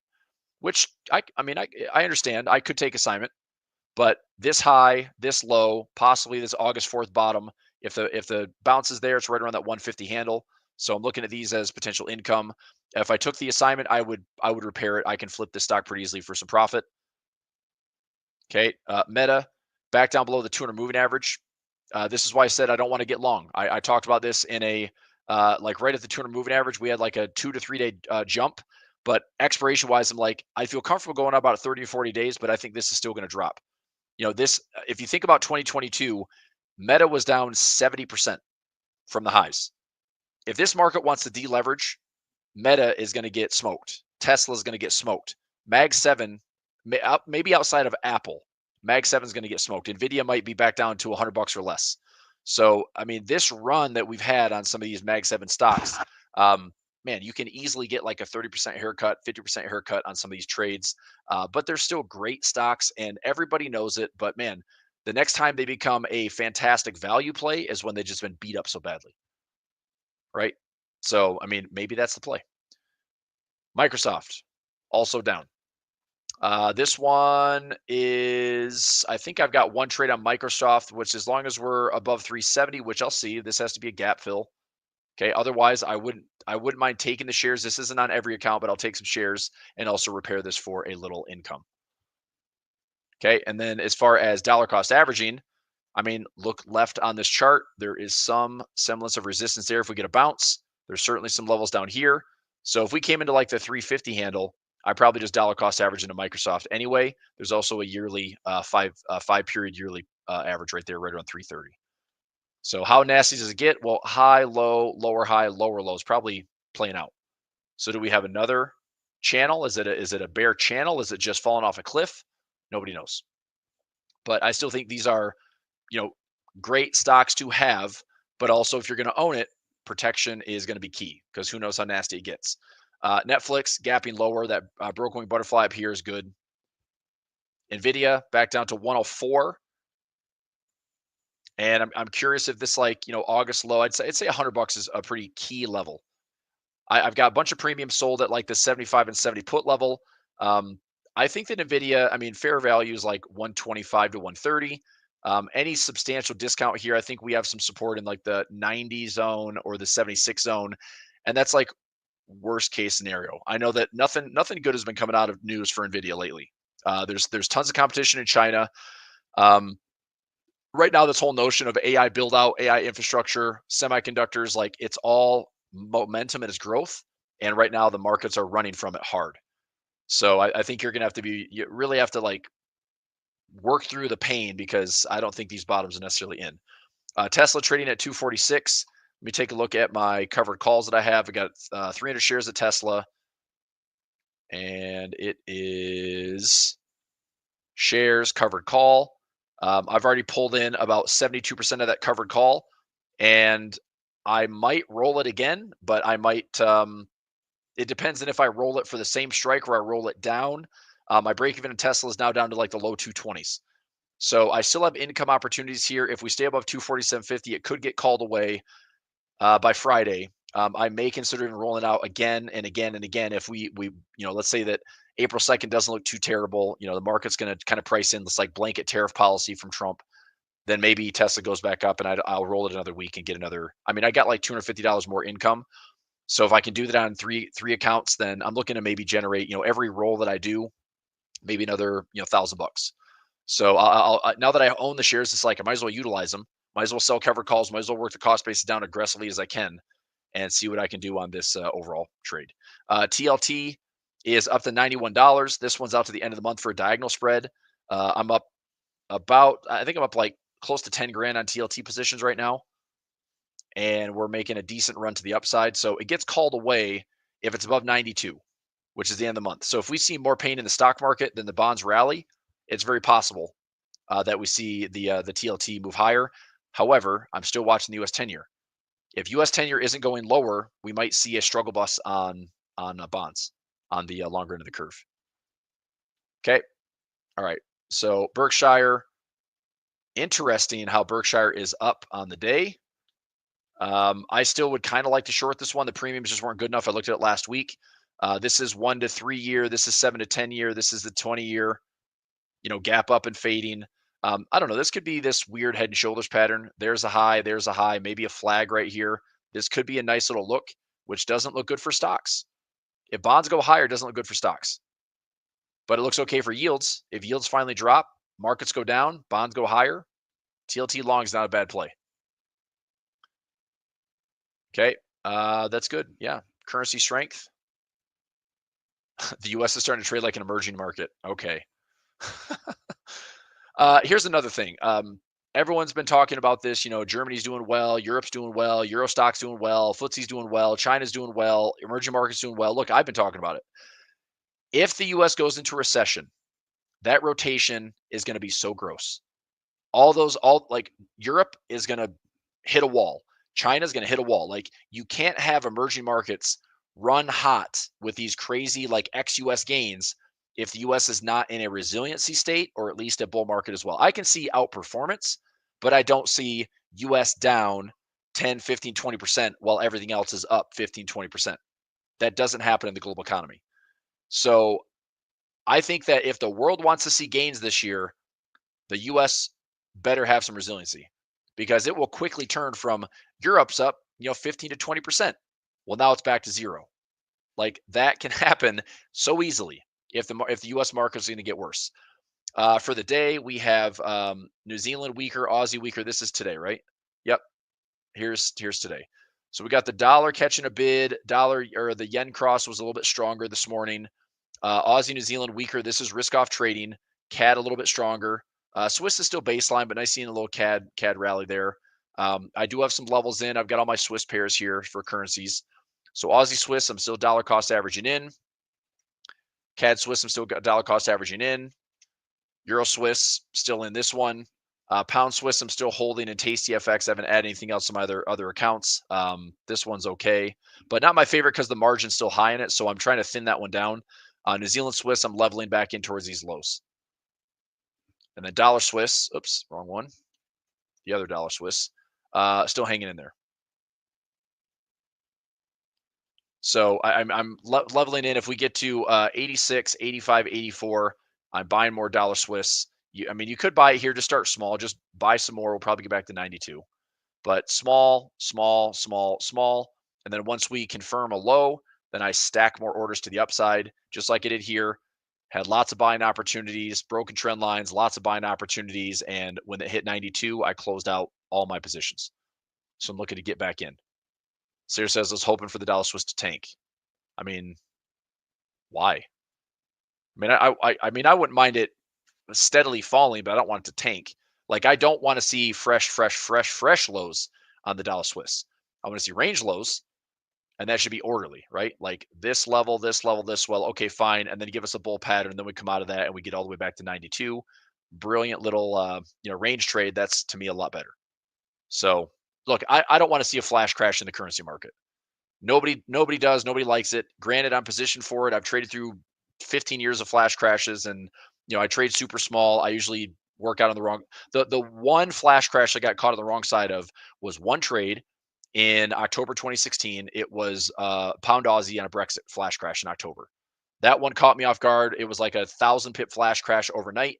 I ended up liquidating for about a 10% loss. It sucked. But I was over leveraged. I had multiple standard lots running, and it was way too big. I was in an immediate drawdown, and price came back to some state of efficiency. I just closed it out, ate the loss, built my way through it by January, February the following year. So that was October. So February the next year, I'm back up to fresh highs. But it was an ugly way to kind of have a flash crash damage me. But 2015 Swiss National Bank did totally fine. Oil crisis in 2014 and 2018 did fine.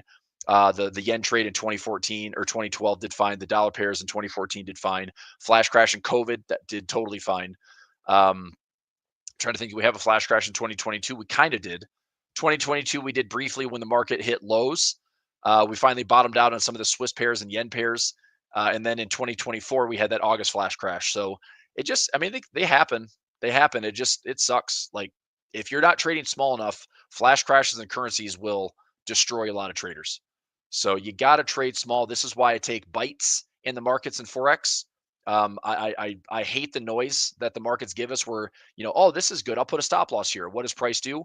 Comes right down to it, spikes below, spikes below, spikes below, spikes below, and then it goes your way. And you're like, well, what the hell do you do to manage that? Here's what I do. I trade small and I give myself room to be right. It's not easy. If you trade small, you take care of the drawdown. If you're trying to say, well, I only risk 1%, Chris, right? But 1% gets tapped, tapped, tapped, tapped multiple times. And then you have 3, 4, 5 losses, and then it goes your way. And you're sitting there like, no better off. You lost money, frustrated because you're trading to find risk and you're putting stop losses in. This market hunts stop losses like no other. Futures market hunts stop losses like no other, right? It's a tricky market. So deleverage and trade smaller, and you'll get those positions that you can build on confirmation when things are going your way. That makes Forex for me a lot easier. All right, let's go some other top-down stuff before I wrap up here for the day. So where are we at? SPX at 55.37. Okay, fine. Let me check a couple of levels here. So we've pushed down 55.65 should be a key level today. I mean, I wouldn't be terribly surprised if the market can fill this gap or try to at least. That's up to 55.70. But let's see what the day gives me. If I see price today above 55.10, if price on SPX today is greater than 55.10, then I've got about $1,000 of profit. That was a bull put spread that I put in. So I know you can't read that at all, but I need price to be above 55.10 by the end of today. So I can check that position here. Let's go SPX. There. So all these at 55.10. So if it can hold above that today, there's about $1.75, $1.80 per contract, and it's like 5 accounts. So just shy of about $1,000 on that trade. So yeah, I hope that happens. Hope we stay above 55.10. That would be, basically holding above the lows, right? Lows at 5,500 or so, lows around 54.90. Stay above there. Don't finish at the lows today. That'd be kind of crappy. So we'll see what the day gives us. All right, so there's that.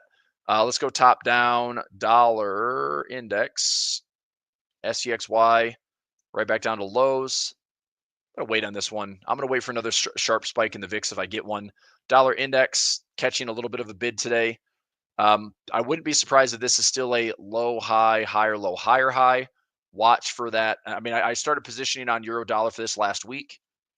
So we might still have a drop, right? It might be high, low, lower, high, lower, low. Trade 1, trade 2, look for a trend line break, add more on the right-hand side of the trend line if the dollar is going to stay. This is what I need the euro dollar to do. Stay above this 105 to 106 handle. Okay. So if we are making higher lows, higher low, higher low, higher low, higher low, draw a trend line out here, high, low, lower, high, lower, low. Something in there, right? So between 106 and 105, that should be key support. Yeah, we'll see what happens. But that's dollar index right now. Oil, gold, silver. Oil continues to head higher. This is also, I guess all the stuff I talked about was, I'm curious if this floor holds. Well, it did. So I wasn't long. I felt like this whole notion of the U.S. coming in, drill, baby, drill. Well, where is it? It's not driving prices lower. Here we have energy prices going back up. USO also higher. Natural gas, UNG, this is what I'm trading for diagonal spread. This one is a $23 call. This one should be, I'll watch it. I'll probably just end up selling more premium on it. Gold, making some fresh highs in the day. Silver, not quite there. Let me see if we get back up towards, this would be October 2024.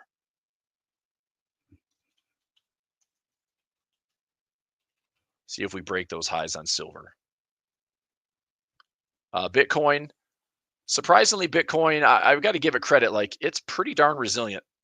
It really is. Like, that's not a bad thing. That's not a bad sign at all to see some resiliency in Bitcoin. So as long as we kind of hold here in this like 75 to 70K zone, and this just kind of coils and coils and coils and coils, yeah, we might still have a risk on trade. It's going to have to be like, I would assume the bottom of the market's going to have to happen. We're going to have to have some type of risk on rally in the U.S. markets, because I don't think Bitcoin is going to be on its own island where it's like, hey, Bitcoin's up and the U.S. markets are down. I don't think it's going to work like that. But the nice thing is even with the markets dropping to fresh lows, Bitcoin has not hit fresh lows. So that's kind of encouraging, at least for the near term. When dollar's weak, why does CAD Swiss go down? I don't think those are correlated at all. I mean, CAD Swiss is up probably because of oil prices.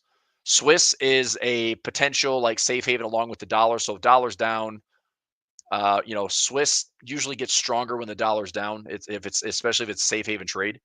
But those are really not correlated. DXY and CAD Swiss are not really correlated. Anything on IBIT, trading around 47, nothing crazy there. MicroStrategy 289, lots of volatility. Copper hit all-time highs, but you can see a very sharp move. Let me take a look at China and everything else. Japanese yen getting a little bit better off. FXY for my Japanese yen trades and shares that I own. I'm chart alarm at 63.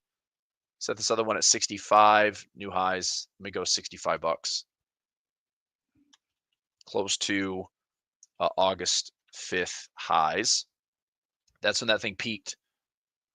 So when the August 5th bottom was in the markets, this was the top in FXY. EWJ, that's my, oh, fudge. Well, that was looking good for a second. Now it's back down. So a little bit of a pullback there for a couple of bucks. DXJ, same thing, a little bit of a pullback. Germany, bye-bye. If U.S. recession risk get greater, Germany is going to go flat. I would imagine U.S. markets, if they're going to drag the entire global economy with it, it's going to be an interesting dynamic to see how it plays out. FTSE hanging in there, but Fez is dropping hard, DAX dropping hard, Argentina dropping hard. I want to see this one hit the 200 moving average. China, not looking great. I'm not saying this is a topping pattern necessarily, but if this is at very least a support level, I mean, there's plenty of room. And look at these swings we've seen. Okay, up, pulled all the way back, up, pulled all the way back, up. I could see China pulling all the way back again. And that's a lot of volatility, but man, I mean, this might still be the behavior on China. So could be some opportunities, but not without volatility, that's for sure. Brazil still hasn't broken above the 200 moving average. That's my key level to get into a buy zone. Same thing on ILF for Latin America. MAGs down. This would be a good gap fill by the end of the week, to be honest. If MAGs can fill that gap, that might give the market a little bit of relief. Right? I mean, again, take a look at this from the technical side. Let's go to MAGs. You're going to see a lot of divergence. So daily time frame, we just missed the oversold on the 21, but what you can see here is we have fresh lows in price, momentum disagreeing, relative strength disagreeing. That is hidden bullish divergence. It's a gutsy play to be long right now, but it is what I see on the technical side. This is where that kind of bear flag scenario plays out, right? Market has this gap. Market puts in a bottom, capitulates lower. Short-term buying opportunity that maybe gets a little bit higher becomes a bear flag. So we still have a flush, maybe some sideways correction. Is MAGS really going to be what dumps? I don't know. I think this is close to enough pain. And I have no idea, but this is close to enough pain that if MAG 7 stabilizes, right now the market has broadened out. It doesn't feel good when the market broadens out this way. When the market goes negative, everything broadens out because those that are overvalued are getting beat up. Like everything MAG 7 multiples were high and the valuations were off the charts. Like they're not good value plays any longer like they were 10 years ago. But that shed in MAG 7 has now allowed 490 stocks to start to, perform less crappy. And now you have an opportunity to say, okay, do I want to buy something with a 30 multiple or a 10 multiple or a 12 multiple or 15 multiple? Because there's chance for price appreciation there and runway to actually grow, right? Like fundamentally, things are a lot stronger. So we'll see. But Mag 7 is still like you're talking about like cash, like very cash healthy companies that have some of the biggest moats in the world. But the market has to like it. If the market doesn't like it, or the deleveraging and anti-momentum stocks are still going to get beat up, like Mag 7 could still be in for a rude awakening to go to the downside, and it's going to trouble a lot of investors that thought it's been the greatest thing for them the last decade, and here it is maybe like the worst thing to have. So I mean, I'd like to be like a bargain shopper on Mag 7. In fact, I wouldn't be opposed to a August low or an April low. We start hitting some major demand. Maybe this is, and I'll just throw a number out there, a 50% correction. Just saying, right? Where would that be? Well, this ETF was started back here in 2023. We had nothing but a crazy run. I'm just going to go from low to high. Go from low to high. There's your move. So we're right around that 38% right now, which is a common fib level that should oftentimes lead, especially in the stock market. Usually 38% fibs might be all you get. But if we pull back in like the 50% zone or the 61% zone, there's more pain to the downside, but that also would be probably a great opportunity to start getting long Mag 7. So time will tell. Okay. And one thing, this is why 2020 was such an unbelievable year. You essentially had, a decade worth of discounts in a month. Everything was on sale for a 30 to 45 day window. Everything. So, I mean, in this type of deleveraging environment, keep an eye on some of your favorite stocks because they might be on sale. But I also want to look left in the chart and make sure that they technically make sense. Just because something's down, look, Tesla's down 60%. Does that mean that I want to buy it? I mean, I'm playing it, I'm buying it, I'm nibbling there, but Tesla could easily drop into sub 200. Tesla could be $150. There could be more problem. Who knows? It's still a crazy high valuation. But Meta could be down 50%, 60%. So just be careful where you're taking some of these bites on these stocks, unless you are just, hey, look, I'm going to allocate $1,000 dollar cost average. Then I wouldn't worry about it. But for me, when I'm positioning a lot with options, I want to make sure that I'm pretty happy with the lines that I'm playing. That makes sense? Okay. All right. So there's Mag 7 stuff. Let's go into, we did bonds. The 10-year has gapped lower a little bit, but it still remains very sticky. This is what I'm talking about. In order for the Trump administration to get a lower 10-year, okay, it's going to have to come with more pain in the stock market. I don't think, look, just because the 10-year has gone from 4.8 to 4.1, the reason that happened is because the market is down. So if we see higher prices in stocks, this is going to stay very sticky.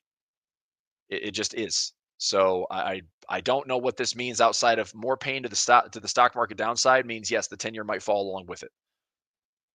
But an emergency cut by the Fed, I don't think is going to be the right reaction for the yield market. Look at the inversion. We're still way inverted on the 10 and the 2-year from the zero line right here. So 10 and the 2-year, still way above the zero line. So we are disinverted. That means borrowed time as far as historical recession indicators. 10 and the 3-month, we are at the zero line. Okay. If this gets reinverted, maybe there's some borrowed time where it's like, okay, we somehow, had the 10-year rising sharper than the 2-year. I don't know. It's going to be close. I think, we've said this since this market ripped. A lot of this was with September. The whole crap that happened in the yield market last September when the Fed cut, that's what led to this 10-year 3-month getting disinverted. So we'll find out. Mortgages, 6.65 is average. I actually might put my hat in the ring for trying to lock in something maybe around like the 6.5, 6.4, 6.3 zone. If I can, I'll try to get the best rate that I can just based on numbers. But I'm definitely going to want to build in like a couple of refis over the next maybe 5 or 10 years if things get really nasty. But I don't want to see a higher interest rate than 6.5 if I can avoid it. All right. What else? China, we did China here. CQQQ pulling back. Alibaba pulling back a little bit. Maybe a bull flag if you're lucky. If you're lucky on Alibaba, you get a bull flag. Right? If you're lucky here, and then the market can still go higher. But again, I don't see without the U.S. resiliency, Alibaba, China, Germany, everything non-U.S. going way, way, way higher for another leg without having the U.S. at least show that, hey, look, the U.S. is in a recession. Now, data points to a non-recession year for the U.S. Like fundamentally, here's honestly, this is probably the most important thing for the recession talk. Initial jobless claims. You can zoom in on this. You can see this every Thursday that prints in the economic calendars.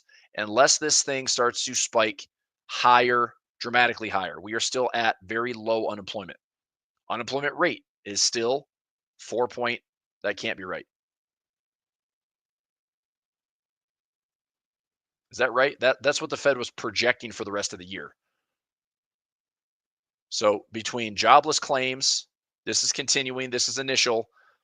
If this starts to spike up aggressively, then we can have this talk about stagflation and recession. If this stays steady, here's the thing. Everyone talks about stagflation because, slowing growth and higher inflation.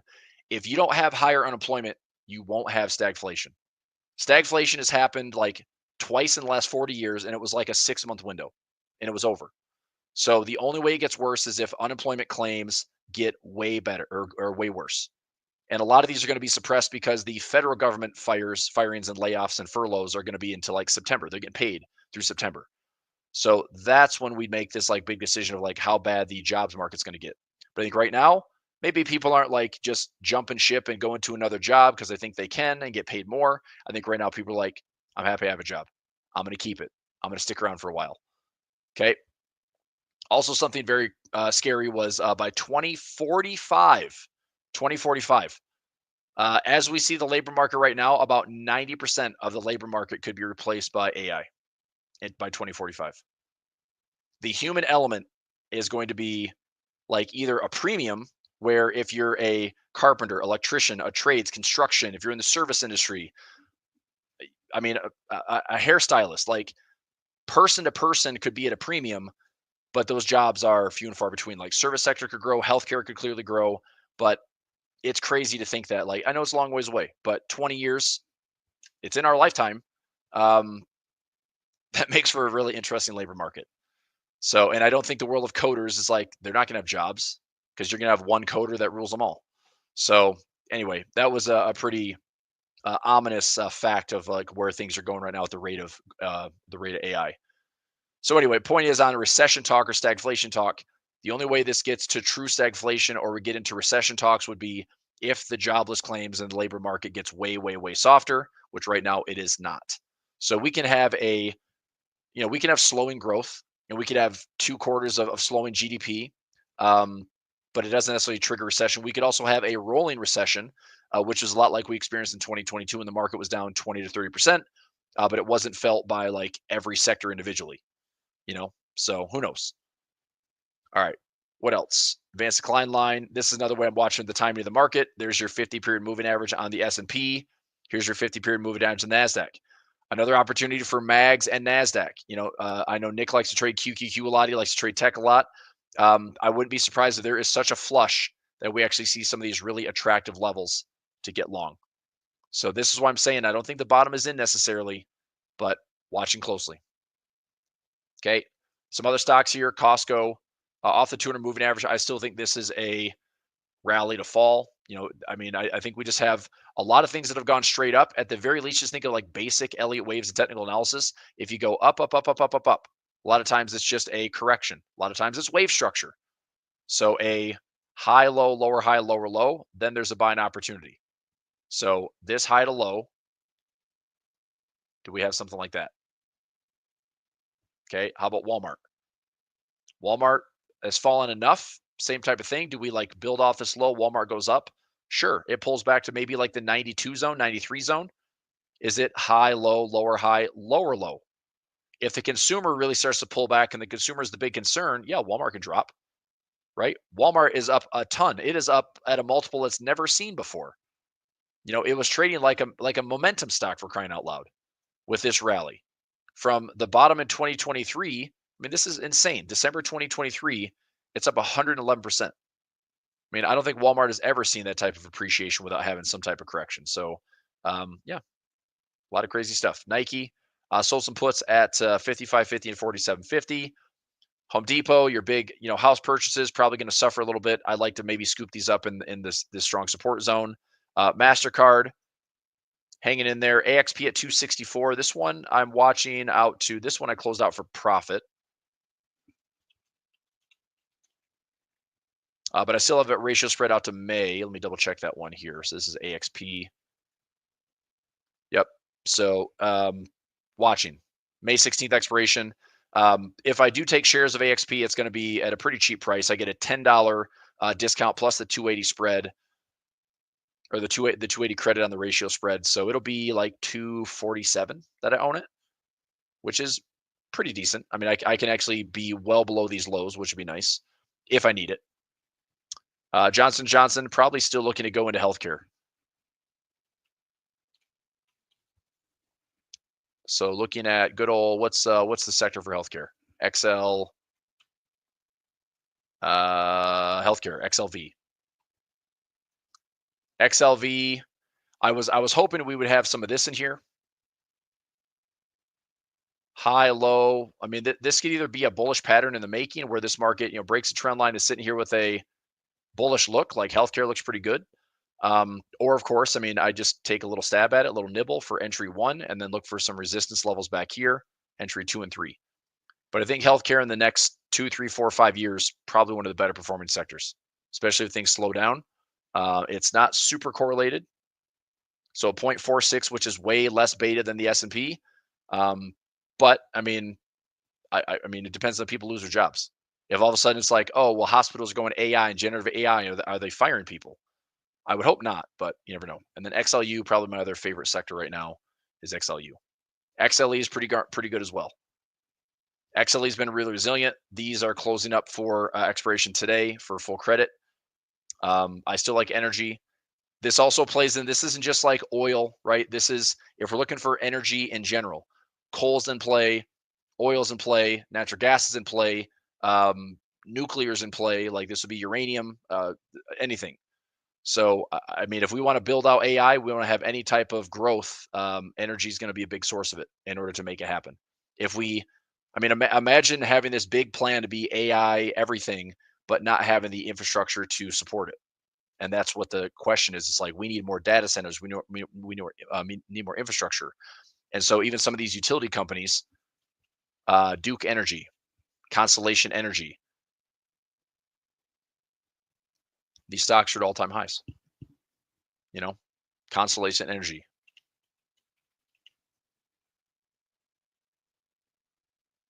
Pretty nasty pullback there. Why? I mean, I'd look to see like what is the difference between this stock and another one.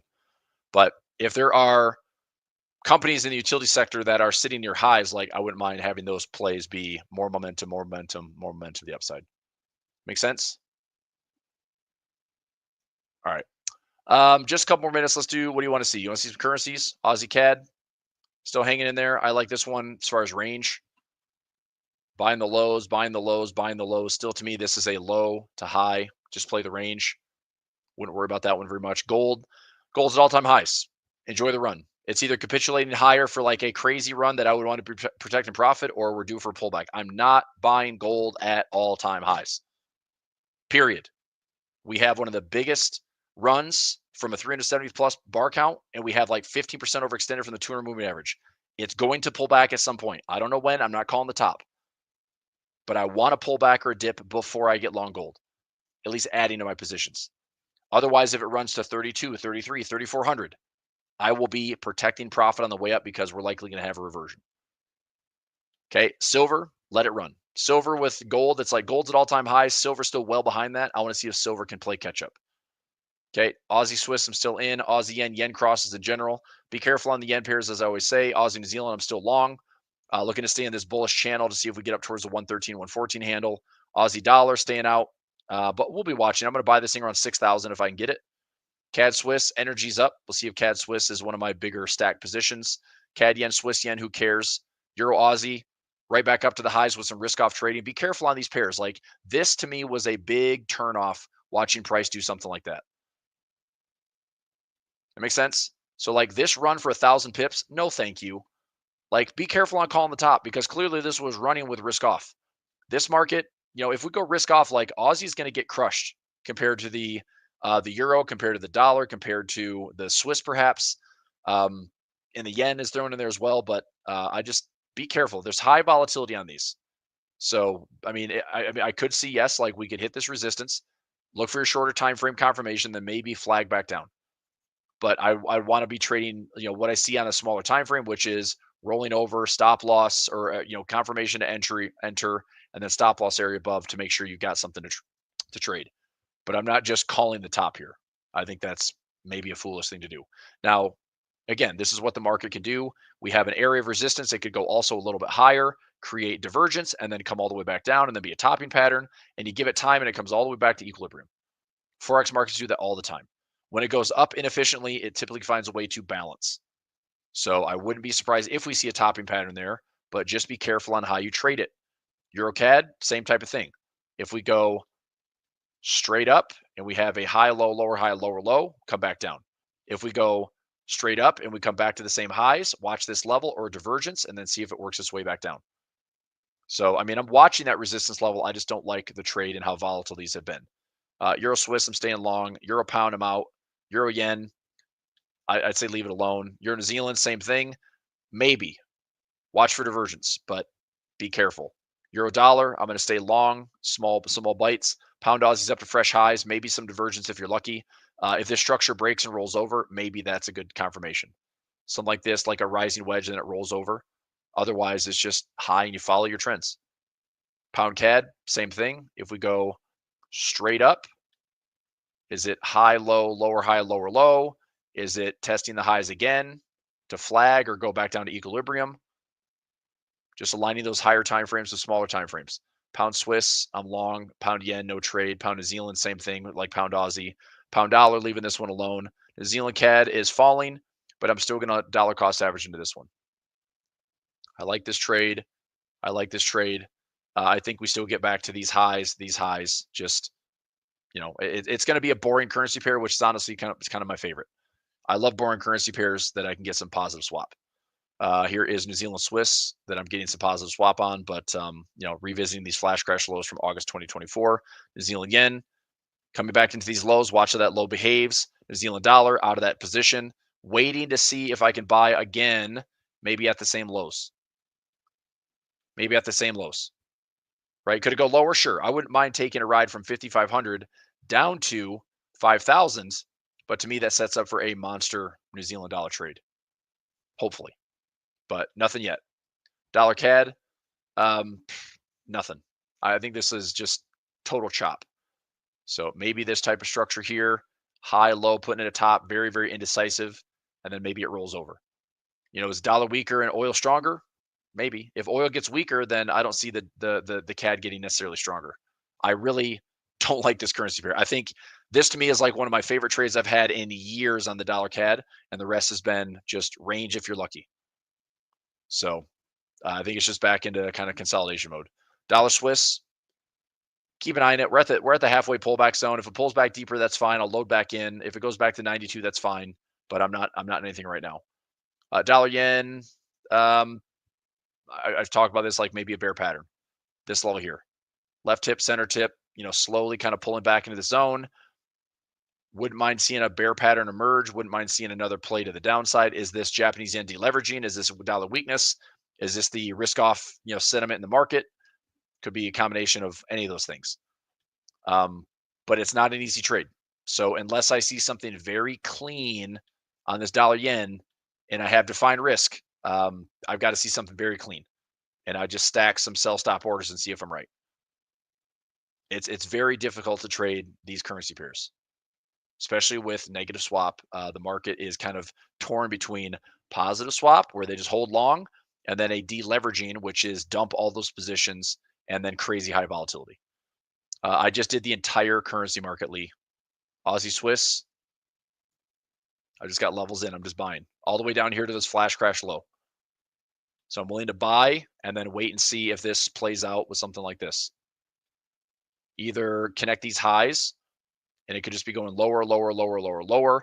Find the flash crash lows, look for a bottoming pattern, and I'm going to start moving these trades right here. I'll start moving these trades down. If I see bullishness, I'm going to move these trades down and stack this all the way back up to get back to this high, or these pockets way back here. So what I want to see is, can I find a bottoming pattern on this Aussie Swiss? And if I can get it, I'm going to make a lot of pips. There you go. Okay, that's it. I'll let you go for today. Back at it tomorrow. Thanks, everybody. Thanks for watching today's A1 Trading Show. Be sure to subscribe and to turn on notifications so you don't miss the next one. Want more from A1 Trading? Check out the links in the description below, or our website a1trading.com. We have lots of free trading tools and channels available for you. We hope you have a great rest of your day, and we'll see you tomorrow.